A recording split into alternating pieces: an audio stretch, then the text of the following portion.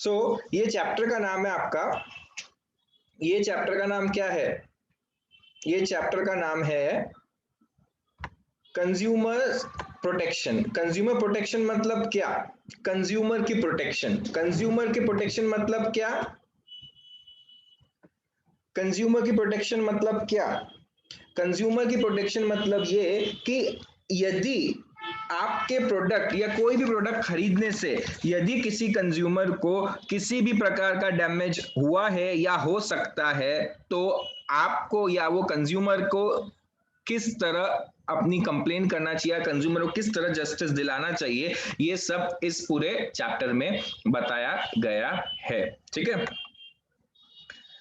तो कल अपन ने क्या पढ़े थे? कल अपन ने क्या पढ़े थे? कल अपन ने पढ़े थे कि कौन से इंडिया में चैप्टर इंट्रोड्यूस किए थे एंड एक्ट पढ़े थे। हाँ, तो कल अपन चैप्टर ने इंट्रोड्यूस किए थे exactly, आपने। कल अपन ने हाँ कल अपन ने पढ़ा था कि इंडिया में कौन से लॉज है जो कंज्यूमर के पॉइंट ऑफ व्यू से बनाए गए हैं। ठीक है, तो फटाफट फटाफट एक बार अपनी नोटबुक निकालो और ये सारी एक्ट्स की हेडिंग्स लिख लो।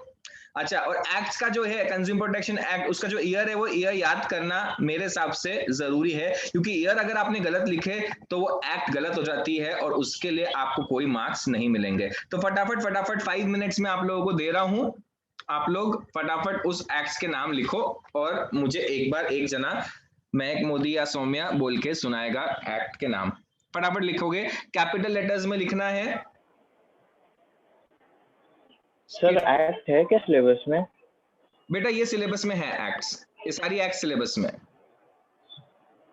सर क्योंकि उस साल सैंपल पेपर्स में नहीं थे। नहीं बेटा, है सिलेबस में, ये स्पेसिफिकली हटाया नहीं गया है, तो ये है आपके कोर्स में। डिलीटेड सिलेबस में ये नहीं था आपके। आपने ओसवाल चेक किए नहीं थे उसमें? हाँ देवांश? तो ये सर जो उसमें, हाँ सर उसमें जो नोट्स दिए है ना, हाँ उसमें नहीं है। तो उसमें वो सिकी एक्ट दिया है 1986। तो ऐसा भी हो सकता है कि सीबीएसई ये पिछले साल ही डिलीट कर चुका है, इसलिए अलग से इस बार इन्होंने बताया नहीं है। ठीक है, तो अपन एक काम करेंगे, मैं आज आपको एक बार चेक करता हूँ और ग्रुप पे डाल दूंगा कि वो एक्ट्स आपके सिलेबस में है कि नहीं है। ठीक है, तो फिलहाल तो है, तो आज अपन एक बार वापस में नाम पढ़ लेता हूँ। कंज्यूमर प्रोटेक्शन एक्ट 1986, ये कंज्यूमर के ध्यान में रखते हुए उनके पास क्या सेफगार्ड्स है और सेलर की क्या ड्यूटीज है कंज्यूमर को लेके, ये सब इसमें बताया गया है। ये एक्ट आपको ये भी बताती है कि आपके पास मतलब एज अ कंज्यूमर आपके पास क्या क्या तरीका है, क्या क्या फ्रेमवर्क है। ठीक है, तो एज अ कंज्यूमर आपके पास क्या है? आपके पास एक फ्रेमवर्क बनाया हुआ है, एक डिस्ट्रिक्ट लेवल पे डिस्ट्रिक्ट फोरम, एक स्टेट लेवल पे स्टेट कमीशन, एक नेशनल लेवल पे है नेशनल कमीशन। ऐसा आपके कंज्यूमर प्रोटेक्शन एक्ट में दिया गया है। सेकंड एक्ट अपन ने पढ़ी थी वो थी Indian contract act. Indian contract act एक पेरेंट एक्ट है, लॉ के स्टूडेंट्स जानते हैं पेरेंट एक्ट है मतलब सबसे बेसिक एक्ट है लॉ का।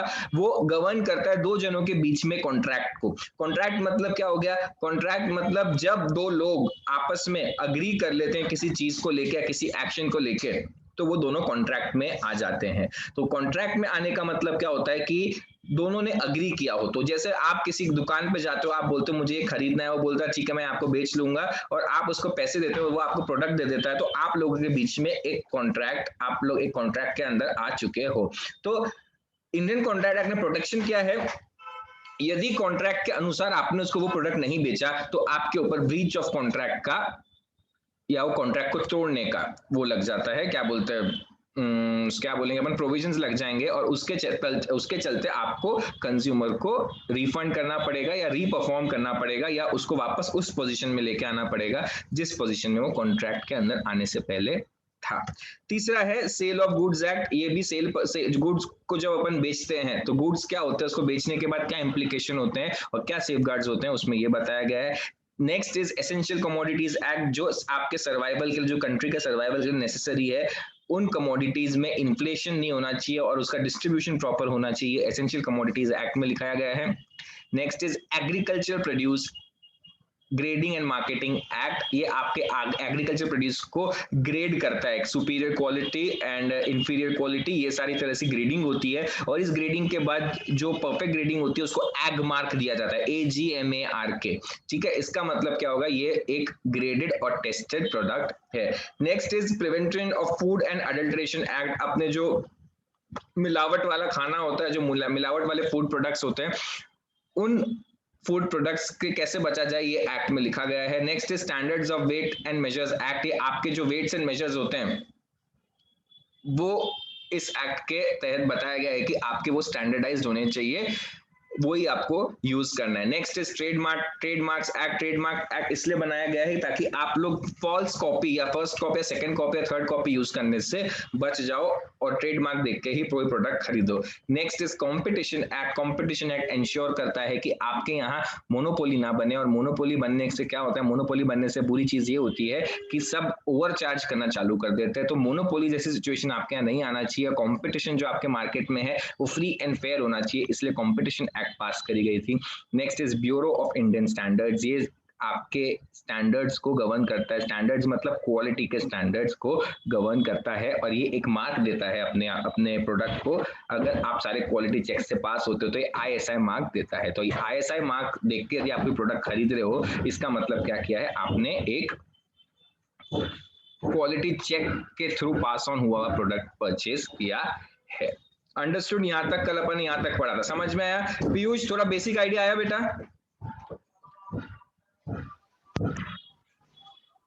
पीयूष आपकी आवाज नहीं आ रही है, आपका शायद माइक प्रॉब्लम है, आप टेक्स्ट करके बता देना बाद में मुझे, ठीक है? Next, consumer protection act 1986। तो इस एक्ट में अपन लोग क्या पढ़ने वाले हैं, इस चैप्टर में अपना फोकस कंज्यूमर प्रोटेक्शन एक्ट में रहने वाला है। तो कंज्यूमर प्रोटेक्शन एक्ट के अंदर क्या क्या है? Consumer Protection Act seeks to protect and promote the consumer's interest to speedy and inexpensive redressal and of their grievances. The scope of this act is very wide. It is applicable to all types of undertakings, big and small. मतलब आपको छोटे से छोटे पानठेले वाले ने लूटा हो या बड़े से बड़े वाले मॉल वाले ने आपके साथ कुछ गलत किया हो, एज ए कंज्यूमर आपके साथ कुछ गलत किया है, तो आप यहाँ पे इस एक्ट में सब कुछ कवर है। Whether in private or public sector or in cooperative sector, whether a manufacturer or a trader, and whether supplying of goods or providing services, सारे के सारे इस एक्ट में कवर्ड है। The act confers certain rights to consumers with the view of empowering them and protect their interests। आपके consumers के powers को और राइट्स को प्रोटेक्ट करने के लिए यहाँ ये एक्ट बनाई गई है, ठीक है? तो ये एक्ट सबसे पहले करता क्या है, ये एक्ट कंज्यूमर्स को बोलते हैं कि आपके पास कुछ राइट्स है, आपके कुछ हक है जो एज अ कंज्यूमर आपको मिलने चाहिए। तो सबसे पहले जब आप जाते हो तो आपको मालूम होना चाहिए कि भाई मेरे क्या हक है एज अ कंज्यूमर। यदि मैं किसी चीज के लिए पैसे दे रहा हूं या किसी सर्विस के लिए पैसे दे रहा हूं तो मेरे पास क्या राइट्स है, मेरे को ये जानना जरूरी है। सबसे पहला राइट क्या है बेटा आपका, राइट टू सेफ्टी। तो सेफ्टी वर्ड को अंडरलाइन कर दोगे, right to safety. Consumer has right to be protected against goods and services which are hazardous to life and health. For instance, electrical appliances which are manufactured with substandard products do not conform the safety norms of and might cause serious injury. Thus, the consumer are educated that they should use as electrical appliances which are ISI marked, right? तो आपको सबसे पहले क्या ध्यान रखना है कि as a consumer आप सेफ हो कि नहीं हो। तो इसके लिए क्या होता है, suppose electrical appliance ISI mark वाले आपने खरीद लिए। नेक्स्ट आप क्या करते हो, आप जब खाने की चीजें खरीदते हो तो उसमें आप इंग्रेडिएंट्स देखते हो पीछे कि कुछ हजार्डस तो नहीं है। जैसे अभी बीच में आया था कि मैगी के अंदर लेड का जो प्रमाण है वो ज्यादा है, आपके रिक्वायर्ड से या जो इंटेक यूजुअली अलाउड है या परमिसिबल इंटेक है उससे ज्यादा होना चाहिए, तो लोगों ने मैगी खरीदना बंद कर दिया था, राइट? ध्यान है आप लोगों को? Yes sir. Yes sir. SSI mark रहता है। हाँ, तो ऐसा क्यों हुआ था, क्योंकि मैगी में लेड का वो ज्यादा निकला, कंटेंट ज्यादा निकला था जो एक्चुअल होना चाहिए। तो एज अ कंज्यूमर आपके पास राइट है कि आपको आप सेफ्टी डिमांड कर सकते हो। राइट टू सेफ्टी आपके पास एक बहुत बड़ा और इंपॉर्टेंट राइट है। Next, right to be informed. Informed मतलब आप क्या खरीद रहे हो या क्या कंज्यूम कर रहे हो ये आपको मालूम होना चाहिए। तो ये आपको कैसे मालूम होता है, आप जब भी कुछ खरीदते हो आप उसके पीछे देखते नहीं हो चीजें क्या क्या है उसमें, उसकी बेसिक डिटेलिंग होती है कि नहीं होती है? कहाँ मैन्युफैक्चर हुआ है, क्या क्या इंग्रेडिएंट्स है, एमआरपी क्या है, सब कुछ इसमें रहता है कि नहीं रहता है? यस सर, रहता है। एग्जैक्टली तो वो क्या राइट, कौन से राइट के अंदर आता है? वो आपके राइट टू बी इन्फॉर्म्ड के अंदर आता है। बच्चों देखो क्या होता है, कभी आपको केस स्टडी दे देंगे और बोलेंगे कि इसमें, इस केस स्टडी में या इस ऊपर दिए पैराग्राफ में कौन सा राइट मेंशन किया गया है और कौन से राइट की बात हो रही है, और आपको उसमें ऑप्शंस दिए रहेंगे, तो आपको उसमें सही राइट पहचानना है कि राइट टू बी इन्फॉर्म्ड है कि राइट टू बी चूज है कि राइट टू सेफ्टी है। तो आपको ये पता होना बहुत जरूरी है कि कौन से राइट का एग्जैक्टली मतलब क्या है। तो राइट टू सेफ्टी आपको बोलता है कि भाई आपको प्रोटेक्टेड रहना है, और सर्विसेज और गुड्स जो आपके हैजार्डियस टू हेल्थ है, आपको उससे प्रोटेक्शन चाहिए, तो आपको राइट टू सेफ्टी यूज करना है। राइट टू बी इन्फॉर्म मतलब आपको मालूम होना चाहिए आप क्या कंज्यूम कर रहे हो, ठीक है, उसके इंग्रेडिएंट्स, प्राइस, मैन्युफैक्चरिंग डिटेल्स, ये सब आपको मालूम होना चाहिए। तो वो कौन से इसमें आता है? Right to be informed. Third is right to choose. A consumer has freedom to choose from a variety of products at a competitive prices. This implies that marketers should offer a wide variety of products in terms of quality, brand, prices, size, etc. to allow consumer to make choices amongst these. मतलब आपके पास कोई gun point पे रख के आपको ये नहीं कहता है कि आपको फलानी कंपनी का ही फलाना प्रोडक्ट यूज करना है। जब आप टूथपेस्ट की बात करते हो तो एक ही घर के अंदर दो लोग भी रहते हो तो दो अपने अपने मन से टूथपेस्ट खरीद सकते हैं कि नहीं खरीद सकते हैं? खरीद सकते हैं कि नहीं खरीद सकते हैं? खरीद सकते। एग्जैक्टली तो आपके पास एक wide range of products of wide qualities and ये ब्रांड, प्राइस, साइज सब कुछ आपके पास अवेलेबल है, और कंज्यूमर के पास राइट है कि मैं इसमें से क्या चूज करूं। आपके ऊपर कोई चीज इंपोज नहीं कर सकता। Understood? Yes sir. Next, right to be heard. A consumer has right to file a complaint and to be heard in case of dissatisfaction with a good or service. 80% क्या, मेरे हिसाब से 90% कंज्यूमर्स इस right को use नहीं करते हैं। अगर आप कोई प्रोडक्ट खरीद रहे हो, उसके साथ आपको सेटिस्फैक्शन नहीं मिला है, या आपको ऐसा लग रहा है आपको सर्विस जो प्रोवाइड करी गई है वो service is not a good service या क्वालिटी सर्विस, तो आपके पास एक राइट है कि आप जाके कंप्लेन कर सको, और आप का हक है कि आपकी कोई सुने। You have right to be heard. मैं कंप्लेन कर रहा हूं तो मेरी कंप्लेन को किसी ने भाव देना चाहिए, किसी ने सुनना चाहिए, ये भी एक मेरा राइट है। तो मेन्यू तो क्या हो रहा है, ये यहाँ पे आपको राइट है कि आप कंप्लेन कर सको। It is because of this reason that many business firms have set up their own consumer service and grievance cell. आप लोग कुछ प्रोडक्ट खरीदते हो तो आपको कस्टमर सेटिस्फैक्शन के मैसेज आते हैं कि नहीं आते? ऑनलाइन खरीदा होगा तो आप जोमेटो से कुछ खरीदते हो तो आपसे रेटिंग पूछता है कि नहीं पूछता है? पूछता है। हाँ सर, Yes, पूछता है फीडबैक। हाँ, इवन डिलीवरी वाला सर्विस देता है आपको, डिलीवरी सर्विस आपको जोमेटो वाला अलग से पूछता है कि आपको आपके खाने के साथ साथ आपको डिलीवरी वाले की सर्विस कैसी लगी? पूछा कि नहीं पूछा? हाँ सर, पूछते हैं। उबर एंड ओला भी पूछते हैं। उन्होंने पूछना चालू किया रे, तो ये सब क्यों? क्योंकि ये एक कंपनी की पॉलिसी है टुवर्ड्स देयर कंज्यूमर्स। उनको ये कंज्यूमर्स को ये बताने के लिए कि yes we are listening. Understood?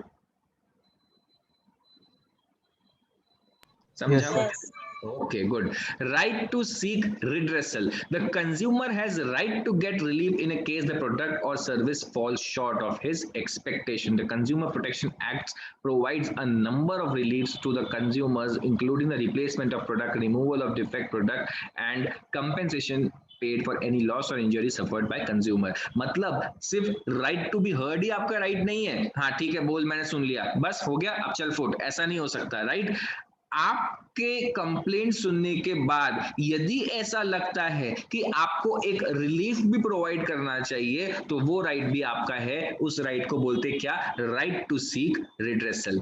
आप लोग इन दो राइट के बीच की केस स्टडीज में गड़बड़ी कर दोगे। राइट टू बी हर्ड मतलब मैंने कंप्लेन फाइल कर दी, और राइट टू सीक रिड्रेसल मतलब कि मेरे को कंप्लेन फाइल करने के बाद सर्विस शॉर्ट पता लग गई, ऐसा प्रूव होने के बाद मेरे पास राइट है। किस चीज का right? Right to get relief. आप लोग ये वर्ड अंडरलाइन कर लो, ये line, right to get relief. Right to get relief underline कर लो तो आपको समझ में आ जाएगा कि यहाँ पे एग्जैक्टली बात क्या हो रही है। अंडरस्टूड? यस सर, मतलब एक तरह से कंपनसेट ही हो रहा है ना of the damage of the product. Exactly compensation. अब वो कैसे देना? कई बार आप कोई प्रोडक्ट खरीदते हो तो प्रोडक्ट का रिप्लेसमेंट कंपेंसेशन हुआ कि नहीं हुआ? रिप्लेसमेंट हो गया, एक्सचेंज हो गया एंड रीपेइंग हो गया। रिप्लेसमेंट हो गया, एक्सचेंज हो गया, या फिर आपको सर्विस टाइम पे नहीं मिली। अब सर्विस टाइम पे नहीं मिली तो सर्विस आपको वापस देगा तो कोई सेंस नहीं बनेगा, तो सर्विस के केस में आपको रिफंड मिल सकता है। समझ में आया? तो आपको जो भी रिलीफ एप्ट रहेगा वो रिलीफ आपको मिलना चाहिए। Understood? Yes sir. Right to consumer education. The consumer has a right to acquire knowledge and to be well informed consumer throughout the life. He should be aware about his rights and reliefs available to him in case of a product or service falling short of his expectation. Many consumer organizations and some enlightened business are taking active part in educating customers in this respect. The Consumer Protection Act conferring these rights on the consumers empowers them to fight against any unscrupulous, exploitative and unfair trade practices adopted by the sellers. समझ में आया? Right to consumer education मतलब आपको as a consumer आपके पास जो भी rights है, जो भी राइट्स अवेलेबल है, वो राइट्स की नॉलेज आपको होनी चाहिए। ये भी आपका एक राइट है। मतलब आपको कोई ये राइट जानने से या पढ़ने से कोई ये रोक नहीं सकता। It is your right. Understood? ये आपका हक है कि आप जानो कि एज अ कंज्यूमर आपके पास क्या क्या हक है। अंडरस्टूड? Yes, sir. चलो अपनी नोटबुक निकालो और हेडिंग्स लिखो। ये हेडिंग जरूरी है इस चैप्टर की। अपन ने क्या पढ़ा अभी तक? अपन ने जो पढ़ा वो था आपके राइट्स एज अ कंज्यूमर। आपके एज अ कंज्यूमर आपके पास क्या क्या हक है, ठीक है। अब अपन पढ़ेंगे कंज्यूमर की रिस्पॉन्सिबिलिटी क्या क्या है। मतलब मेरे पास मेरे हक तो है, लेकिन मेरी कुछ जिम्मेदारियां भी है एज अ कंज्यूमर जो मुझे वाइल परचेजिंग ध्यान रखनी चाहिए। सबसे पहली जिम्मेदारी, be aware about various goods and services available in the market so that intelligent and wise choice can be made. आपको राइट टू चूज दिया है सरकार ने, राइट? आपके पास राइट टू चूज है एज अ कंज्यूमर। तो जब आपके पास राइट टू चूज है तो आपको सबसे पहले क्या रहना चाहिए? सबसे पहले आपको अवेयर रहना चाहिए कि मेरे पास क्या क्या चॉइसेस अवेलेबल है, ठीक है। बी अवेयर को ऑनलाइन कर दो और वेरियस गुड्स एंड सर्विसेज को ऑनलाइन कर दो, ठीक है। Next, buy only standardised goods as they provide quality assurance. Standardised goods को ऑनलाइन कर दो। Buy only standardised goods. अगर आप स्टैंडर्डाइज्ड गुड्स बाय करोगे तो आप आईएसआई और ये सारे टेस्टेड गुड्स प्रोडक्ट यूज कर रहे हो। लेकिन अगर आप नॉन स्टैंडर्डाइज ले रहे हो तो हो सकता है आप एक हजार्डस, डेंजरस या कुछ नकली या कुछ सेकेंड कॉपी, थर्ड कॉपी कोई प्रोडक्ट यूज कर रहे हो which may not be as per your expectations. तो आपको, आपकी एक जिम्मेदारी है, आपकी रिस्पॉन्सिबिलिटी है कि आप क्या करो, स्टैंडर्डाइज गुड्स यूज करने की कोशिश करो। Next, learn about the risk associated with products and services, follow manufacturers instructions and use the product safely. कोई प्रोडक्ट आपको यूज करते नहीं आता है तो उसके इंस्ट्रक्शंस को आप पढ़ के करो और उससे जुड़ी हुई रिस्क को भी ध्यान रखो। यदि आप कुछ आग वाली चीज खरीदते हो, जो चीज फायर पकड़ती है, तो उसके ऊपर एक आपको इनफ्लेमेबल साइन नहीं दिखती है कि इनफ्लेमेबल है। कई बार प्लास्टिक की बैग्स होती है, उस पर लिखा रहता है कि बच्चों से दूर रखो क्योंकि उसमें चोकिंग का डर रहता है। ध्यान है कि नहीं है? Yes, sir. हाँ, तो वो क्यों है? वो आपको बताया जाता है कि खरीदने वालों ये चीज का ध्यान रखो कि हमारे प्रोडक्ट के अंदर ये रिस्क एसोसिएटेड है। बच्चों की पहुंच से दूर रखो, आग पकड़ता है ये प्रोडक्ट, इसको आग से दूर रखो, इसको कूल एंड ड्राई प्लेस पे स्टोर करो। अगर आप मॉइस्चराइज वाली या मॉइस्चर वाली जगह पे स्टोर करोगे तो प्रोडक्ट खराब हो जाएगा। तो ये सारे इंस्ट्रक्शंस को आप फॉलो करो, ये भी आपकी रिस्पॉन्सिबिलिटी है। Read the labels carefully so as to have information about price, net weight, manufacturing and expiry dates etcetera. दवाई खरीदते टाइम खास करके आपको ध्यान रखना चाहिए कि आप एक्सपायर्ड प्रोडक्ट, खाने की चीज, दवाई और स्किन पे लगाने वाली जो चीजें होती है उस पे आपको एक्सपायरी डेट्स का खास ख्याल रखना चाहिए। Next, assert yourself to ensure that you get a fair deal। मतलब assert yourself, अपने आप इंश्योर करो, assert करो, बार बार चेक करो कि आप अपने लिए एक फेयर और फेयर डील लेकर आ रहे हो।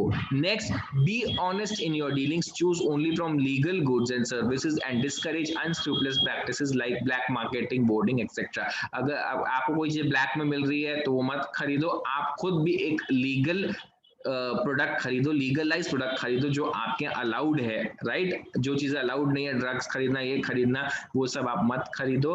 आपकी भी एक रिस्पॉन्सिबिलिटी है ये सब चीज नहीं करने की।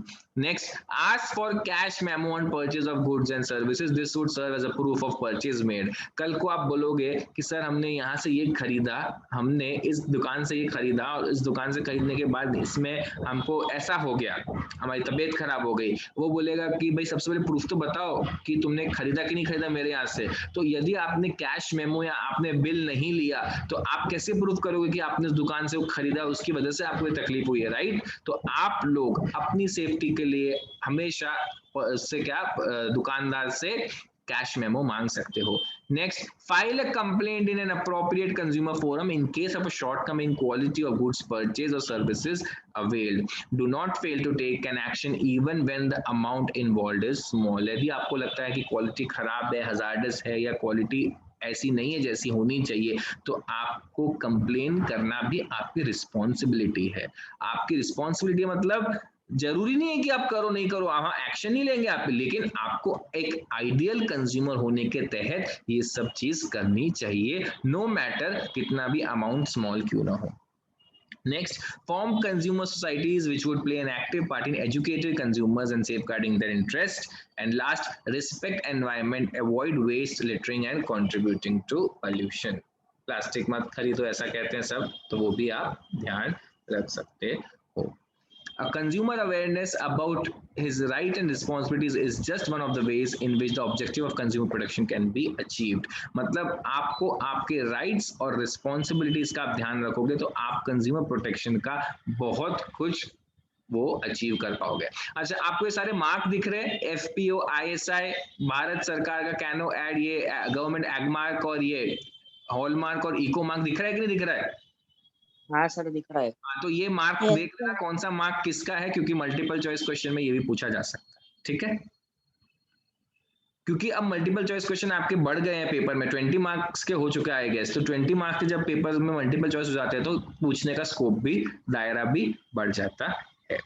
Next, ways and means of consumer protection. अब कंज्यूमर प्रोटेक्शन करी कैसे जाए? आपने कंज्यूमर को ये तो बता दिया कि तेरे पास ये सारे हक है, और आपने ये बता दिया कि तेरे ये सारी रिस्पॉन्सिबिलिटीज है, लेकिन अब आपने वो क्या देखना है कि फाइनल जो कंज्यूमर को प्रोटेक्ट करने का तरीका, वो प्रोसेस किस तरह से किया जाता है। Self regulation by business. सबसे पहले बिजनेस क्या करेगा? Enlightened business firms realize that it is in their long-term interest to serve the consumers well, especially responsible consumers या firms follow ethical standards and practices in dealing with customers. आज आप लोग हल्दीराम की मिठाई खरीदते हो, आज आप लोग हल्दीराम की मिठाई खरीदते हो, तो आप लोगों के मन में आता है क्या जरा सा भी कि आपने एक 2 क्वालिटी का मावा, 2 क्वालिटी का खवा, 2 क्वालिटी के सेकंड क्वालिटी के वो खरीद लिया, कुछ ड्राई फ्रूट्स वगैरह? आता है कभी No, ऐसा? sir. नो नहीं आता। क्यों? क्योंकि उस बंदे ने अपना नाम ही क्वालिटी के ऊपर बनाया, राइट?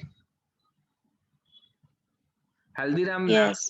जो हल्दीराम की मिठाई खाता है उसको कहीं और की मिठाई पसंद नहीं आती। क्यों नहीं आती? क्योंकि क्वालिटी, टेस्ट और सब इंग्रेडिएंट्स में उसने अपनी एक स्टेटस बना रखा है। क्यों? क्योंकि ये उसी के लॉन्ग टर्म इंटरेस्ट में, नहीं तो कौन चाहेगा? जब 400 रुपए किलो बादाम मिलता है तो 800 रुपए किलो का बादाम क्यों डालेगा? क्योंकि वो अच्छी क्वालिटी का होता है, हेल्दी होता है। और जब कंज्यूमर उसका प्रोडक्ट खरीदता है उसको ये मालूम होता है भले ही मैं 2 पैसे इसमें ज्यादा दे रहा हूँ, लेकिन आई नो ये मेरे हेल्थ के लिए हैजार्डस नहीं है। वहीं कहीं आप लोकल मिठाई शॉप से कुछ खरीदोगे तो आपको लगे, आपके मन में डाउट आएगा कि यार पता नहीं कैसा सामान यूज कर रहा होगा, कैसी शक्कर यूज कर रहा होगा, कैसा मैदा, कैसा खवा यूज कर रहा होगा, राइट?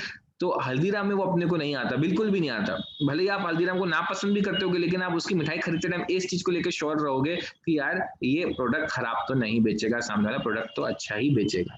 तो ऐसा क्यों है? क्योंकि उसने ये रियलाइज कर लिया है कि मेरे ही लॉन्ग टर्म इंटरेस्ट में है कि मैं मेरे कस्टमर्स को अच्छी तरह से सर्व करूं। अंडरस्टूड?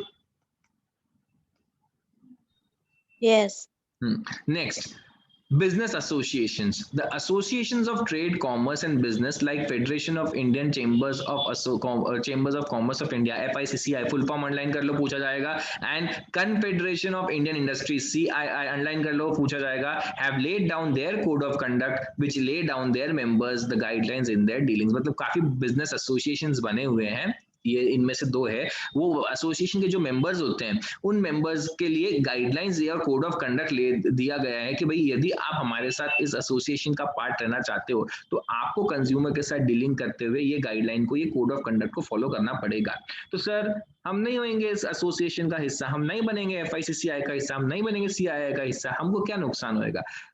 नुकसान कुछ नहीं है, लेकिन अगर आप अपने एक कंपनी के प्रोफाइल में या अपने प्रोडक्ट की प्रोफाइल में लिख दोगे कि हमारी कंपनी एफआईसीसीआई की मेंबर है, ठीक है, या सीआईआई की मेंबर है, तो आपके कस्टमर के पॉइंट ऑफ व्यू से आप सोचोगे तो आप लोग यार ये तो बड़ी बात है, एफआईसीसीआई वालों ने इनको अप्रूव किया, इसका मतलब क्या हुआ, एफआईसीसीआई वालों ने गारंटी दी है कि ये जो कोड ऑफ कंडक्ट और ये जो गाइडलाइंस फॉलो करते हैं वो एक फेयर और एक कंज्यूमर के पॉइंट ऑफ व्यू से एक अच्छी डीलिंग है, तो ये आपके लिए अच्छा है। तो ऐसे एसोसिएशंस जो होते हैं जिनके आप यदि मेंबर बनना चाहते हो तो आपको कुछ क्वालिटी चेक्स के थ्रू भी पास ऑन होना पड़ता है।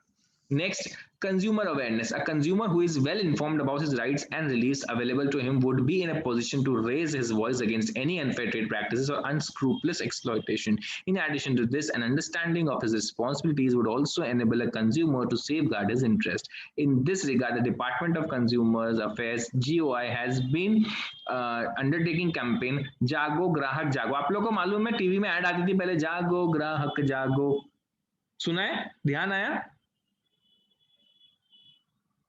आप लोग टीवी यस सर। देखते हो कि नहीं देखते हो? आज एक काम करना, क्लास के बाद यूट्यूब में जागो ग्राहक जागो को टाइप करना और पुरानी सारी एड्स देखना।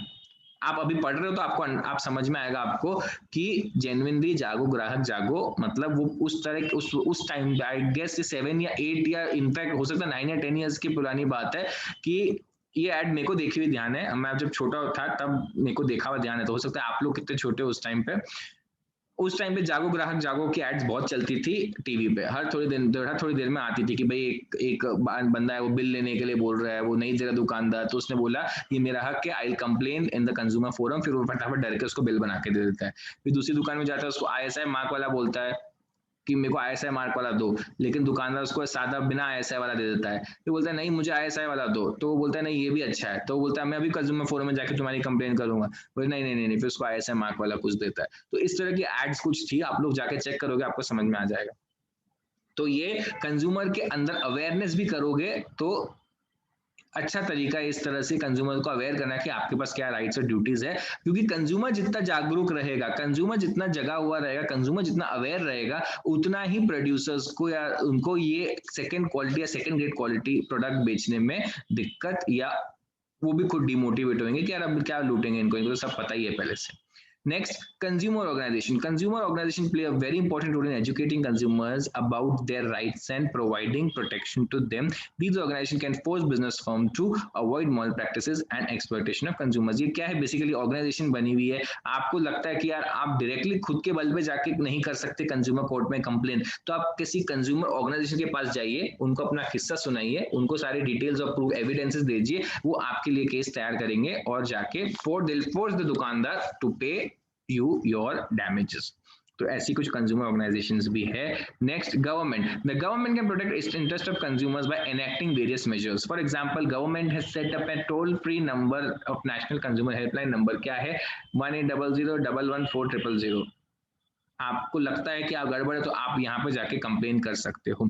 The legal framework in India encompass various legislation, जो अपने शुरू में पढ़ा था कि आपका कंज्यूमर प्रोटेक्शन एक्ट गवर्नमेंट ने पार्लियामेंट में एनेक्ट किया है, जिसके तहत आपको 3 टियर, क्या है 3 टियर आपके पास प्रोटेक्शन है, किस चीज के लिए, एज अ कंज्यूमर। फटाफट एक बार सारी हेडिंग देखेंगे, 5 हेडिंग्स है, 4 मार्क का क्वेश्चन आ सकता है इसमें। What are the various means of consumer protection. लोग इसके अंदर कंज्यूमर के राइट्स लिख के आते हैं तो आपको 0 मिलेगा। तो सबसे पहले अपने को बिजनेस स्टडीज में देखना यह है कि अपने से पूछा क्या गया है और अपन लिखने क्या वाले हैं। अंडरस्टूड? हेडिंग्स देखेंगे, 5 हेडिंग्स आपको दिख रही है।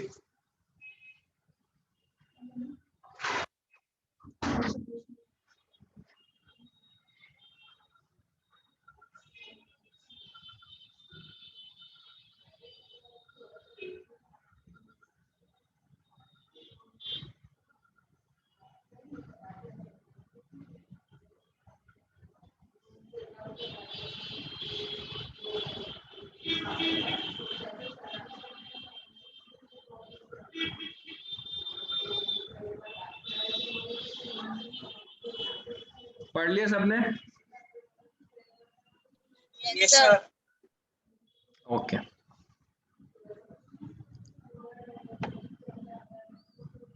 अभी 2 मिनट बचे हैं आपकी क्लास के लिए, तो 2 मिनट में नेक्स्ट टॉपिक नहीं चालू कर पाएंगे। कल अपन रिड्रेसर और आगे के छोटे छोटे 2 टॉपिक्स मोस्ट प्रॉब्ली कल आपका चैप्टर खत्म हो जाएगा। ठीक है, अच्छा बाकी लोग एग्जिट हो जाओ, शिवम और महक मेरे को आपका अकाउंट्स के पेपर के डिस्कस करना है, बाकी लोग जा सकते। Okay sir, thank you. Okay बेटा,